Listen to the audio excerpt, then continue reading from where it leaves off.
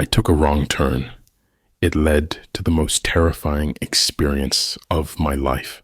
Hey folks, before we start with today's story, remember to subscribe as it really helps the channel. One wrong turn. That's all it takes to completely flip what should be a routine, normal road trip on its head.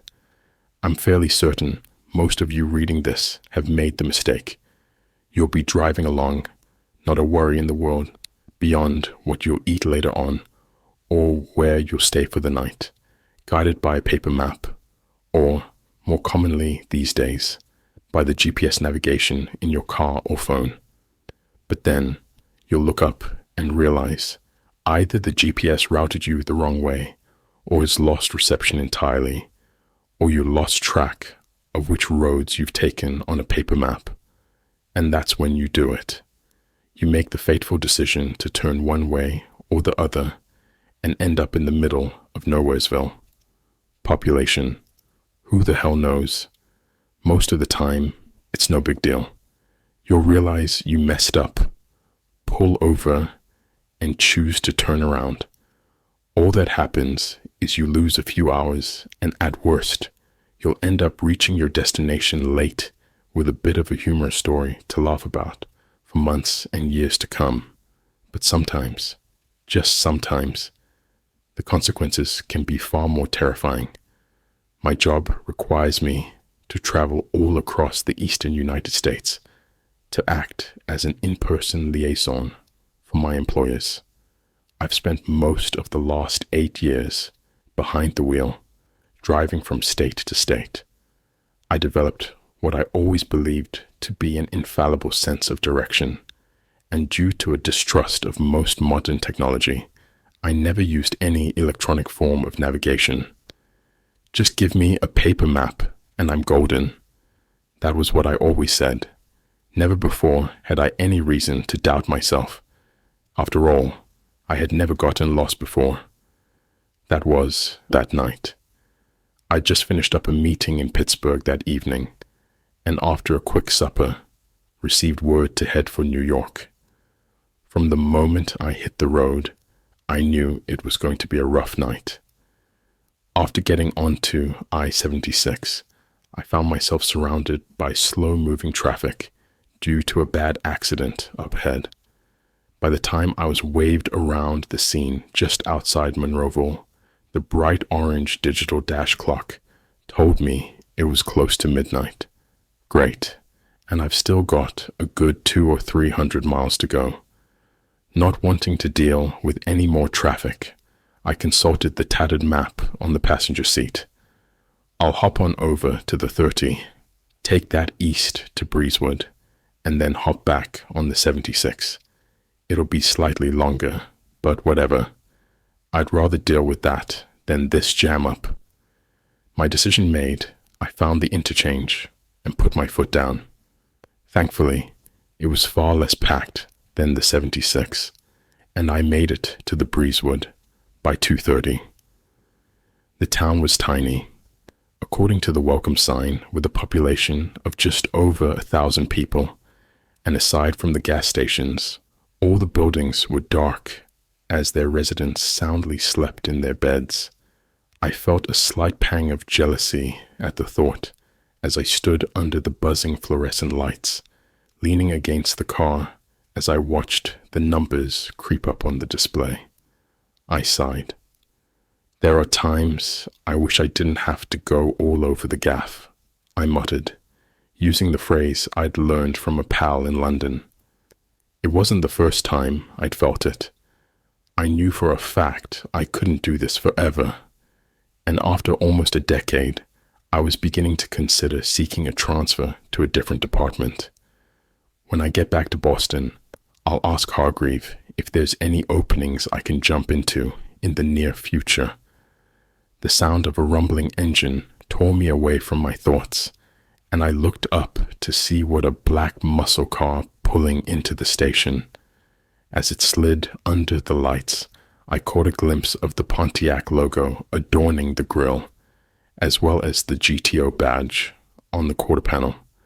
I let out a soft, low whistle. Man, that's nice. either a 66 or 67 by the look of it. The car stopped at the pump opposite me, and what I can only describe as two greasers straight out of the 50s or 60s stepped out. They both wore black leather jackets, along with faded denim jeans and engineer boots, and their hair had been slicked back into place with what appeared to be a pound of pomade each. Almost instantly, I felt a sense of wariness fall over me. I could tell these were the kind of people that parents often warned their teenager children about growing up, the kind from the wrong side of the tracks. The driver turned in my direction as he slammed his door shut, eyes sliding over my car and lingering a few moments longer than I liked. My wariness increased. Even though my car was 36 years old, I knew the BMW logo on the hood and wheels often drew people's attention, and not always for the best reasons. I turned away from the pair, looking again at the readout on the pump. Come on, man. Hurry the hell up and finish. The numbers continued to increase. I tapped my foot impatiently on the concrete. Behind me, I heard one of the men walk away, no doubt heading inside to pay. For a few more seconds, all that could be heard was the buzzing of the lights and the buzzing of insects in the grass around the station. Then, with a loud click that sounded more like a gunshot in the stillness, the pump shut off. Thank God. Took freaking long enough. I pulled the nozzle from the car and replaced it in its cradle, turning back to screw the gas cap in. Flipping the fuel door closed, I stood up and cast a final look around the station and reflexively took a step backwards. The driver was still standing exactly where he had when I'd seen him eyeballing my car earlier. Only now, his gaze had shifted to stare straight at me. The expression that adorned his face was intense and beyond unpleasant. It was not far off, the same a cat wears when it spies a mouse darting around with no place to run. I felt a huge chill shoot up my spine, and for a split second, I swore something about his eyes changed. To this day, I couldn't explain what, but I'll never forget the sudden, bone-chilling surge of fear that rushed through my body. Even though I stand at 6 feet tall and well-built, I suddenly felt like I was 12 years old again. For a moment, the feeling remained. Then it dissipated. I risked another look up. The man was still looking at me, but they had gone. If it had even been, "Hey man," he asked. His voice was deep, the gravely tone in it giving him away as the 2-pack of Marlboro a day type. I let out a deep breath, then nodded curtly at him. Yeah, I'm fine. Just a long night." I turned away, giving my head another fierce shake as I rubbed my eyes. You were just seeing things, Michael. The combination of late-night driving and the lights made you hallucinate. You didn't actually see that. Maybe you should grab a coffee or something before hitting the road again then. Seen far too many nasty wrecks from people who fell asleep at the wheel. The words the man spoke had been similar to the ones I'd been thinking, and I swung my gaze up again. The amused expression remained, but I thought I could see a trace of concern beneath it. For a moment, there was silence between us. Then I spoke. Yeah, that might be a good idea." I turned towards the gas station, then stopped, turning back to nod more pleasantly at the man. Thanks. He had turned away to stare at the pumps, and in response, he raised a hand over his head. Maybe I made a mistake with my first impression. I still get the feeling he's a dick, but he's not the Stephen King-like antagonist I originally thought him to be. Just goes to show you appearances can be deceiving. A few minutes later, I emerged from the store with a steaming styrofoam cup in my hands. Crossing back to my car, I opened the door and slid behind the wheel. The hot liquid immediately snapped me awake, and after a few sips, I sat it in the custom cup holder I'd rigged up on the air vent. Sliding the key into the ignition, I twisted it, and the car growled to life, along with a few sharp electronic chimes. Reaching over, I snapped the radio on. Along with the coffee, music would help keep me focused. A low wave of static spilled out of the speakers, indicating I'd long since driven out of range of the station I'd listened to last. Figures. I stabbed the scan button, then settled back in my seat. After a few sharper bursts of static, the speakers filled with a loud radio stinger, followed by a man's voice. "Attention wives, win $5 cash this Mother's Day on WWDS. May 12th, when you get the signal, call WDS and record your voice. If your husband or son can identify the sound of your voice when played on the air, you win. Now, on to number 28 on WDS Fab 40, up a notch over the past week, Roy Orbison." The opening chords and lyrics of In Dreams filled the car's interior. I let out a small chuckle and shook my head. Good song choice, but holy crap, this county must be stuck in the 60s with that kind of contest. $5 freaking. Continuing to laugh softly, I put the car into drive and pulled out of the station, noting vaguely that the greasers had already left. Approaching the road back to the 30, I reached over and picked up the map, unfolding it on my lap to see where I was, and more importantly, how to rejoin the 76. My chuckles morphed into a loud groan. A large tear, one which had been hidden from me, took up a large space in the bottom of the paper, directly through the area I needed. Oh, you have got to be kidding me. I shot a quick glance around. I had slowed to about 5 miles an hour, and though nobody else was merging back onto the road with me, I didn't want to turn around and head back to ask for directions. I hissed through slightly gritted teeth. Shit. Then I took a deep breath, forcing myself to calm down. Just relax, man. There will surely be a sign indicating when the change will be coming up. Just keep your eyes peeled for it, and you'll be golden. Nodding to myself, I pushed down on the accelerator, the V12 growling as it downshifted, and I flew out of Breezewood.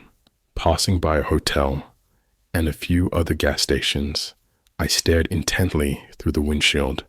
The low, looming shape of what had to be a church and accompanying cemetery was approaching rapidly on my left when I spied it. It was set far off from the side of the road, almost completely obscured by tall grass and reeds, but caught in the beam of my headlights, the numbers were unmistakable, as was the arrow that angled off to the left. "Yes," I whispered softly. I slowed the car, flicking on the blinker as I saw what had to be the entrance, which angled slightly up a hilly incline. Making sure that nobody was approaching in the opposite lane, I gunned the throttle and merged onto the turnpike. I found myself on a 4-lane highway, the two opposite lanes divided by a well-kept grass median. Streetlights were set along both sides in intervals of several dozen yards, the dull orange glow of what had to be high-pressure sodium bulbs seeming to shoo the surrounding darkness away and momentarily illuminating the BMW's interior every time I flashed under one. In Dreams was ramping up to its climax, and Orbison's falsetto was calming, allowing me to relax back into the seat and stare out the windshield. After a moment, though, something clicked in my brain, and I quickly looked around. With a sense of surprise, I realized I didn't see a single other car or truck on the road. Well, It is getting on to close to 3 in the morning, especially in a rural area like this. Not many are going to be out driving. They're all in bed. The song ended, and the announcer's voice came on again. Well, folks, I hope you enjoyed that tune. As for me, I'll be signing off for the night. But for you night owls and late night travelers, stay tuned, because up next we have the dynamic duo of Elvis and Jane, who will be discussing Pennsylvania's spookiest events and taking your calls. We'll see you tomorrow morning with the AM newscast. I let out a snort. This should be interesting. At least it'll definitely keep me awake. I picked up the cup of coffee and took another sip, sparing a glance down at the speedometer. The needle sat almost dead on at 65 miles an hour. Hopefully, I made the right call and won't encounter any more accidents. Early morning Manhattan traffic is hell on earth. My attention focused back on the radio as organ music began to spill from the speakers. I couldn't help but let out another snort. It was obvious the music was meant to evoke a spooky atmosphere, but in reality, it sounded more like what you'd expect to hear in a low-budget haunted house. After a few more moments, it faded out, and what I can only describe as the sultriest woman's voice I've ever heard began to speak. To all the night owls, graveyard shift workers, wandering travelers, and of course, all the ghosts and ghouls tuning in, welcome once again to Late Night Spooks. As always, I'm your host Jane, and I'm joined by my eternal co-host Elvis. We're here to fill the witching hour with tales that will leave you lying in your beds, blanket tightly tucked up around your chin as you gaze around, wondering what may be staring back at you from the darkness. Now I let out a full-blown laugh. Oh my good God, this is so fucking cheesy, man. I slapped the steering wheel a few times. I already freaking love this. The man Elvis cut in. That's right, folks. We're here to tell you tales that's how real the supernatural truly is. And of course, as the show goes on, we will be taking calls from you to discuss our topic tonight. Jane, you want to tell what that is? The woman spoke up again. Absolutely, Elvis. Tonight we are going to be focusing in depth on some of the most unexplainable, eeriest disappearances of people in Pennsylvania. We have cases to share with you, ranging from long ago to, well, shall we say recent memory. Up first, let's discuss the strange disappearance of a judge in 1930. The woman continued to speak, but my attention was pulled away as the car rounded a slight bend.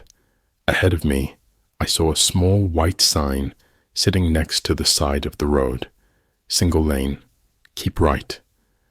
Swinging my gaze farther up the road, I spied the unmistakable gaping maw of a tunnel. 2 lights set at the entrance by what had to be the air ducts, illuminated lettering which spelled out the tunnel's name, Rays Hill. I lightly tapped the brakes, slowing the car to about 40 as I saw that the highway did, in fact, narrow into 2 lanes. Inside, I could see the tunnel was lit up by dozens more lights. I felt a slight sense of discomfort well up inside me. I always had a small case of claustrophobia whenever I had to travel through any tunnels, whether they went underground or in some cases underwater. Watching films like Daylight as a kid really didn't help. It's fine, man. Just drive through it and you'll be fine. I took a deep breath. Then with a loud exhale, I stepped back on the gas and entered the tunnel. As I slid inside the concrete behemoth, the woman's voice faded, replaced instead with the soft hiss of static. I caught a tiny snippet of what she was saying. Elvis, would you provide us with some backstow? I groaned. Oh, what? Come on, man. Just when it was getting interesting? I hit the button to raise the power antenna in a vain attempt to regain the signal, but it was no use. There was too much ground and concrete in the way to get reception. Of fucking course. Sighing, I turned down the volume, but did not shut the radio off completely. Once I made it out the other side, I wanted to pick up the show immediately. With nothing else to occupy my concentration, I focused fully ahead on the road. It was just wide enough for two cars to pass by each other, though I wouldn't have been surprised if many a side mirror had met their end in here. I'm glad there's no 18-wheelers coming the opposite way. That would be a nerve-wracking experience in itself. I let out a soft chuckle at the thought, but the truth was, the silence that had filled the car's interior with the absence of the radio was beginning to become uncomfortable. Wanting to have some form of ordeal stimulation, I hit the button to lower the driver's window.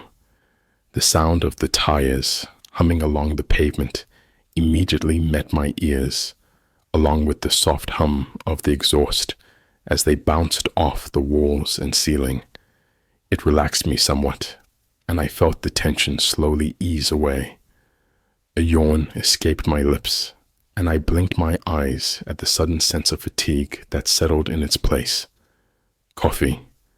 I leaned over and picked up the cup, sparing one quick glance ahead before tilting my head back and taking a large gulp of the rapidly cooling drink.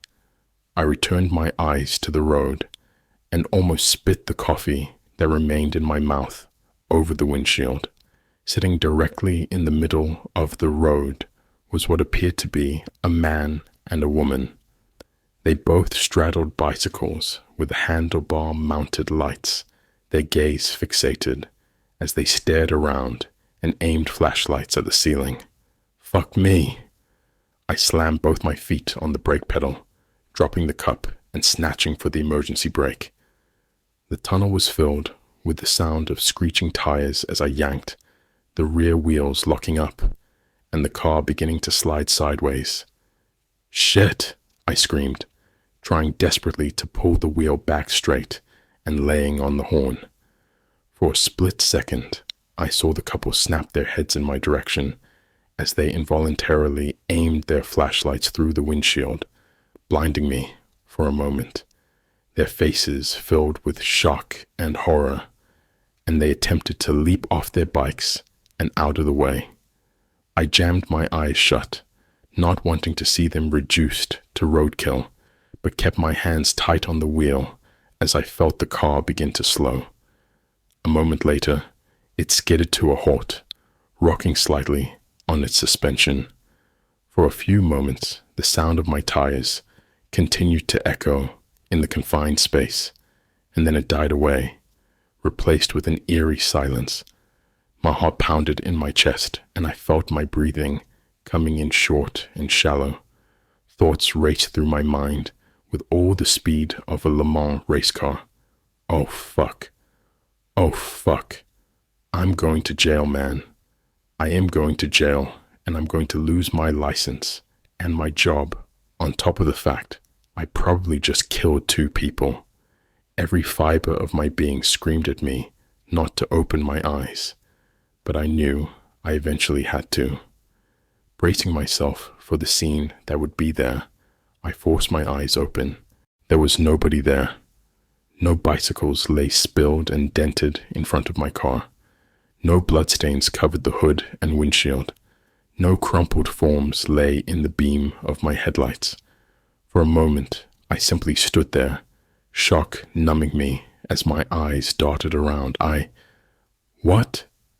Confusion joined the shock, and I stabbed at the seatbelt release, yanking on the handle and practically kicking the door open. Leaping out onto the pavement, I gripped the top of the door as I peered over the hood. The road was empty. I spun around, looking behind me. Two long black marks, which had been the rubber of my tires, stretched away from me, back about 80 feet or so. Aside from that, though, there was nothing. No sign of any other living being. That's freaking impossible. I know I saw them there. I saw them look at me as if they hadn't seen or heard me approaching. They should be here, either screaming at me or they should be here. What the hell is going on? A sudden, sharp chill shot up my spine, and on reflex, I shot a look behind me. A few 100 feet ahead, I could see the end of the tunnel and the darkness beyond.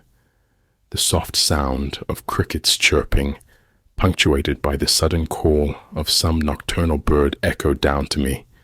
Far from bringing me any sort of comfort, though, it made the sense of eeriness and paranoia, which had suddenly fallen over me, increase. I felt like a character in one of the books I loved to read as a kid, suddenly knee-deep in something he couldn't understand or comprehend. "Calm down, Michael. Calm down," I muttered to myself. As I stood there, still holding on to the top of the door, a new sound reached my ears, back the way I'd come. For a moment, I was unable to place it. Then my mind connected the dots as I heard the rumble of an engine in the distance. A car. There's another car approaching the tunnel. Shooting a final glance around the tunnel, I quickly dropped back into the driver's seat and swung the door shut. Sliding my seatbelt back on, I lowered the emergency brake and put the car back in drive. A moment later, and I was shooting out the exit into the night. Trying to calm myself, I reached up and hit the button for the sunroof, the panel pulling back and allowing more cool air into the car. As I settled back, I suddenly became aware that the radio had picked up the station again. The static had been replaced by the woman's voice, almost inaudible over the rushing wind. Wanting to distract myself, I reached over and turned up the volume. "Well, thank you for your insights on that, Mrs. Clemens. That was truly a treat to discuss the case with you. Thanks for the call." Coming up after the break, though, we're going to discuss one of the stranger, more recent cases we've heard about. So stay tuned.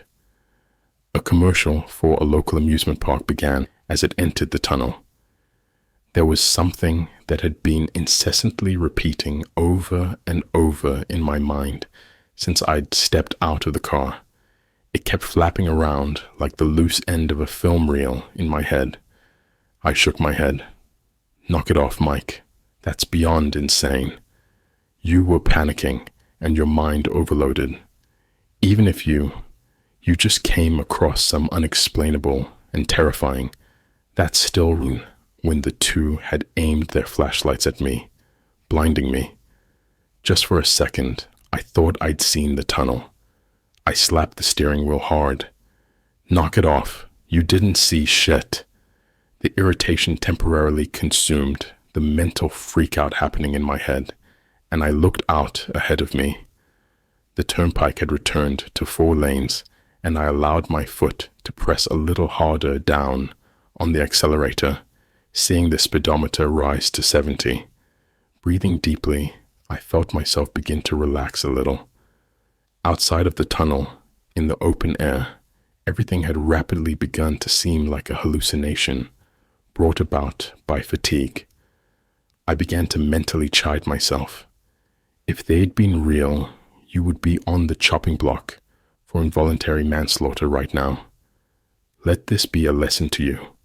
No matter what, if you're tired, pull over and rent a motel room. Better to have Hargreave chew you out than kill someone.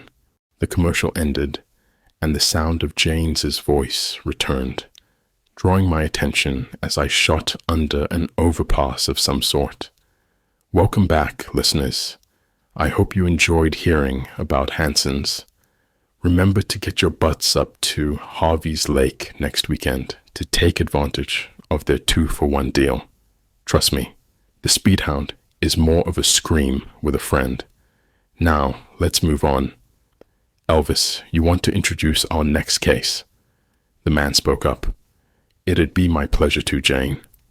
Now, listeners, you know we love a truly spooky unsolved mystery here on our show. We've already covered some tonight, but this next one is one that boggles my mind for sure. We're going to discuss the disappearance of a man out near Breezewood. I took my eyes off of the road for a second to glance down at the radio, letting out a strained chuckle. Oh boy. After what I just went through, hearing about something so close to where I'm at is gonna be freaking lovely. I ran a hand through my hair. Then I laughed, a little more genuinely. Wonder if it'll be about any missing cyclists. The dark humor helped me relax further, and I reached down and flipped on the heated seat. A sudden bright stab of light reflected in my rearview mirror, and I cast a glance in my side mirror. A pair of headlights had appeared about a half a mile back, what must have been the car I'd heard in the tunnel. Feeling comforted by the sudden appearance of another person, I returned my attention to the show. Now, folks, listener discretion is advised, because this is truly one hair-raising case. It begins at a gas station just off Route 30 in Breezewood. The time? Very close to right now, actually. According to authorities, the man showed up on surveillance footage, pulling into the station and purchasing gas and a cup of coffee. The cashier stated that he seemed tired and a little frazzled. He stayed in the station for about 15 minutes before slowly pulling back out onto the road and out of sight. At the man's words, a huge chill ran up my spine, causing me to shiver. Ugh, Jesus, this is quite literally hitting a little too close to home. I mean, I know that thousands of people do the exact same thing every day, even at gas stations, like around here, but the similarity is eerie as hell. Off to my left, I saw the forest pull away, revealing what looked to be the darkened shape of a lake in the distance. The sight reminded me of better days, days of being a child and going for a swim in Walden Pond, watching my parents waving to me from the shore. Jane spoke up. That's correct. Now, there are a few things that bother me about this case. The first is, after he left, he just seemed to drop off the face of the earth completely. Nobody recalls seeing him driving down the road after he left that night, and he never hopped onto the highway either. The second is that, according to the police, a second car was seen pulling in shortly after him and also getting gas. Let me just check my notes here. It says it was some sort of muscle car. My eyes widened, and I felt the blood drain from my face. It felt as though I'd been hit by a truck, and a heavy pit had formed in my stomach. The paranoia and terror I'd felt back in the tunnel returned, but this time for a much different reason. Wait, a muscle car. That's what those... Oh God, I spoke aloud. Please, for the love of God, don't say it was a Pontiac. Please, anything else. My prayers were not answered by Elvis's next words. I see here, according to my own notes, that the cashier claims it was a Pontiac of some sort, either a mid-60s Le Mans or GTO. The lump that had settled into my stomach rose into my throat, and for a moment I thought I was going to be ill. The fact I had seen, less than half an hour ago, a car identical to the one being described in a missing persons case was not just fear-inducing, it was downright horrifying. I remembered catching the look the driver had given me, remembered feeling as though I was staring at a predator. I might have locked eyes with a fucking murderer. As Jane began to speak again, I quickly flashed a look in the rearview mirror. The car behind me had closed the distance, showing whoever it was, they had the pedal to the metal. It was still too far away for me to see anything beyond the headlights, though. I again focused my attention on the show as the woman continued to speak. And don't forget that the cashier also mentioned how the man seemed more than a little disturbed by the two men in the Pontiac. He even said he felt something was off about them himself. According to him, the men were dressed in matching leather jackets, jeans, and boots. Both appeared to be in their early to mid-20s as well. I was doing my best not to panic, but with each word the host was saying, my fear was compounding. Any doubt I'd been face to face with the same men had vanished with Jane's last words. A sudden, sharp stab of clarity broke through my mind. I've got to call the cops. Reaching down, I fumbled for my cell phone, which had slid across the passenger seat. Snatching it up, I tapped the home button, the screen flashing to life, and let out a massive groan. No bars were displayed in the upper right corner. Fucking dead zone, I hissed, throwing it back onto the seat. I pushed down harder on the accelerator, watching as the needle began to flirt with 80. I began to mutter to myself, okay, calm, Michael, calm. You don't need to panic and get yourself into an accident. Just get yourself out of the dead zone and then call the police. Tell them you saw them back in that town and what gas station you were at. They'll be able to get the camera footage and nail these fuckers. I took several deep breaths, then focused back on the road. Elvis had started to speak up again when the BMW jolted forward sharply. My head snapped forward, and I felt a sudden ache in my neck from the whiplash as it slammed back into the headrest. What the shit? My eyes flickered to the rearview mirror and almost screamed at the sight that greeted me. The car that had been far behind me had caught up to me somehow. It sat right on my arse, the headlights lighting up the interior as though it was suddenly daytime. The source of the jolt was immediately clear. They had driven straight into the back of me. That fact was terrifying enough, but it was the sight of the Pontiac emblem in the mirror that caused my heart to almost stop. I snapped my gaze to the side mirror and felt another surge of terror as I saw the face of the man from the gas station behind the wheel. The expression adorning his face froze my blood in my veins, as did the shark-like smile he wore. For a split second, it almost felt as though I were unable to look away from him. Then the car leapt forward with a roar again, bumping into me and causing my car to lurch forward again. Fuck me, I shouted, the trance broken as I slammed the accelerator to the floor. For a moment, there was no response, and then the car downshifted, the V12 changing from a growl to a roar as the accelerator began to rapidly climb. To my relief, the car began to create some distance with the Pontiac, and I caught sight of the passenger finally. He wore an equally vile grin as his buddy, and he seemed to be gesturing for him to get after me. Not today, motherfucker, I thought. I kept my foot down hard, seeing the speedometer climb to 95 miles an hour. The wind from the open window and sunroof tore at my face, and I took one hand off the wheel for a split second to stab the buttons to close them. A second later, and the wood outside became muted by the double-paned glass. I returned my gaze to the road, occasionally sparing glances in the rearview. The muscle car appeared to falter for a moment. Then I saw it begin to close the distance again. Shit.